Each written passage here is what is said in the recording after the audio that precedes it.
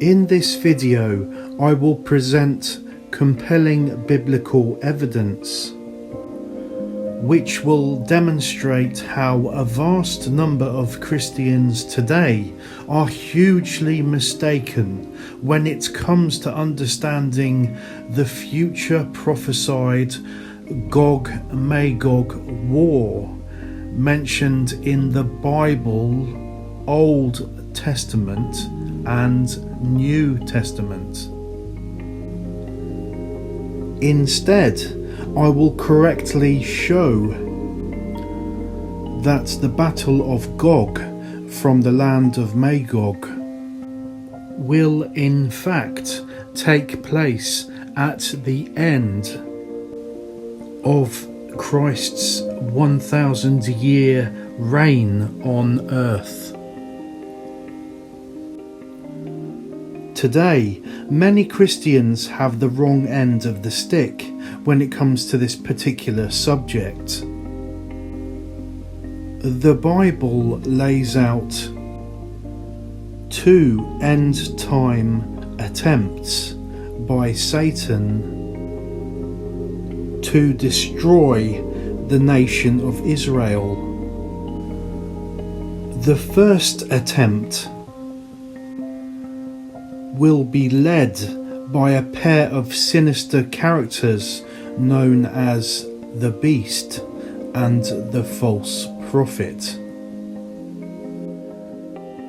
which is scheduled to take place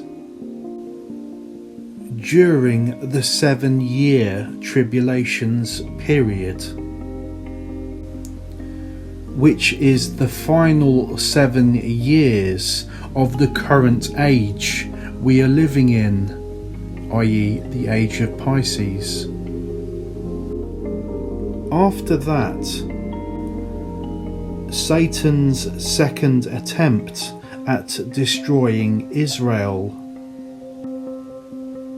will be led by a character known as Gog from the land of Magog. This is scheduled to take place at the end of Christ's 1,000-year reign on the earth. To give you a better understanding of the timeline chain of these events, here is a chart showing them in the correct synchronized order. Okay, so on the left, highlighted in blue, we can see the 7-year tribulation period when the beast and the false prophet invade Jerusalem. This is followed by the end of the age of Pisces and the beginning of the age of Aquarius, in which the world enters into the 1,000-year reign of Christ. Towards the end of this, we can see the Gog-Magog invasion of Jerusalem. Okay, so here are some important factors to bear in mind. The following Bible verses confirm that the Gog-Magog invasion of Israel will take place at the end of Christ's 1,000-year earth reign with his followers. Revelation chapter 20 verses 6 to 10. And they shall be priests of God and of Christ, and shall reign with him for 1,000 years. But then, when the 1,000 years come to an end, Satan will be released from his prison to deceive the nations located in the four corners of the earth, Gog and Magog, to gather them together for the war. The number of them is like the sand of the sea.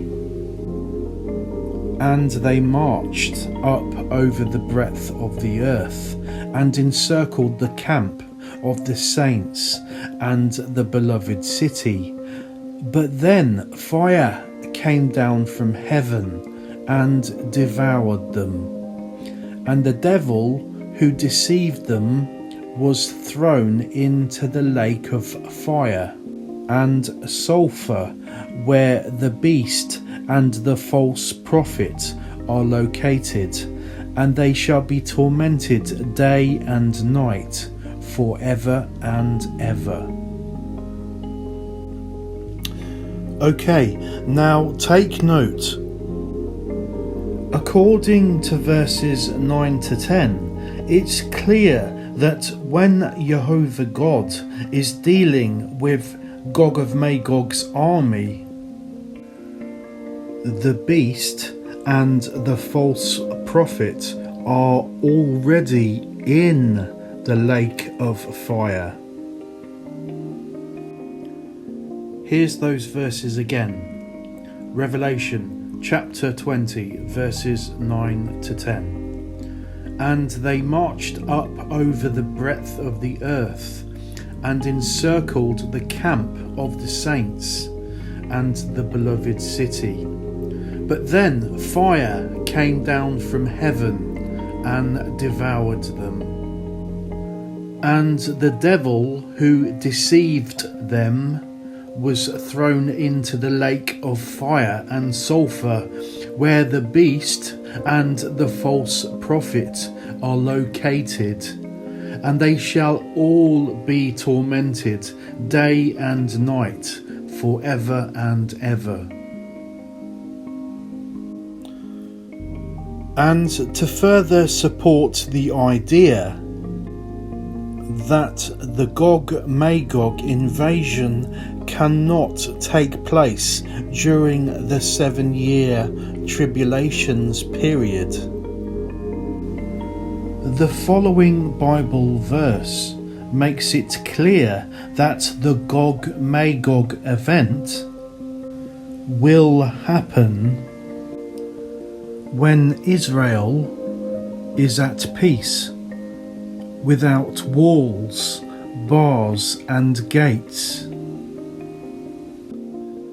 Ezekiel chapter 38 verse 11. And you, Gog of Magog, shall say, I will go up to the land of unwalled villages, to them that are at rest, that dwell safely, all of them dwell without walls, bars or gates.